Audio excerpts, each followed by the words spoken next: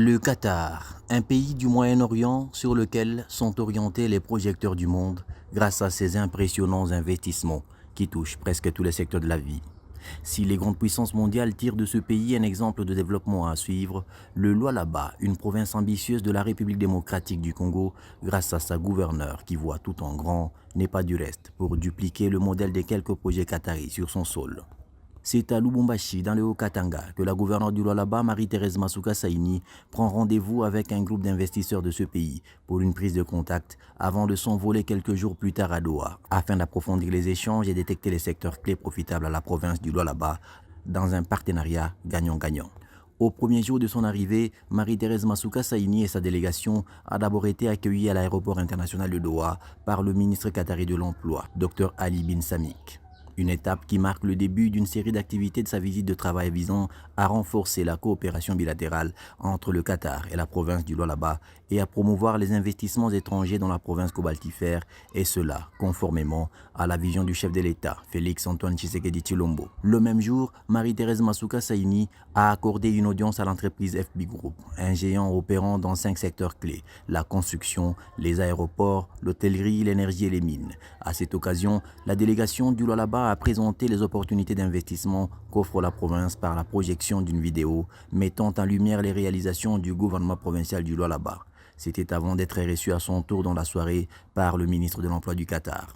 Dans la suite de la chef de l'exécutif provincial du Lualaba, l'on a noté la présence des ministres provinciaux des infrastructures, du tourisme, de l'agriculture et du développement rural, du député national Shekin Malandi, ainsi que des quelques membres de son cabinet. Au deuxième jour de sa mission, la gouverneure du Lualaba, Marie-Thérèse Masuka Saini, était en visite stratégique dans 2 entités majeures du groupe Pawa International Holding, spécialisées dans plusieurs secteurs, entre autres l'agro-industrie, la santé, la construction et l'hôtellerie. Il s'agit de l'hôpital ultramoderne de View et la ferme laitière de l'entreprise Baladna.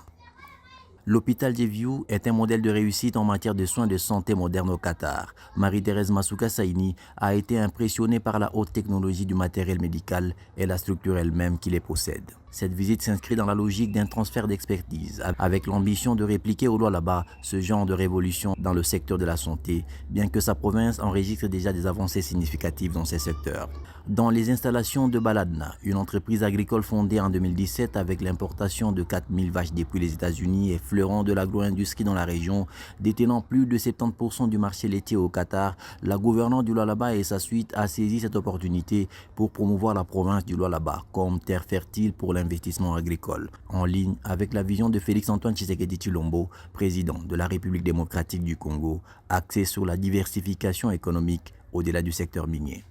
Au 3e jour de son séjour à Doha, la gouverneure du Lualaba, Marie-Thérèse Masuka Saini, a eu cette fois-là un agenda diplomatique et économique en rencontrant le cofondateur et président du groupe Pawa International Holding, Ramez Al-Kayat, l'un des plus puissants groupes du Moyen-Orient.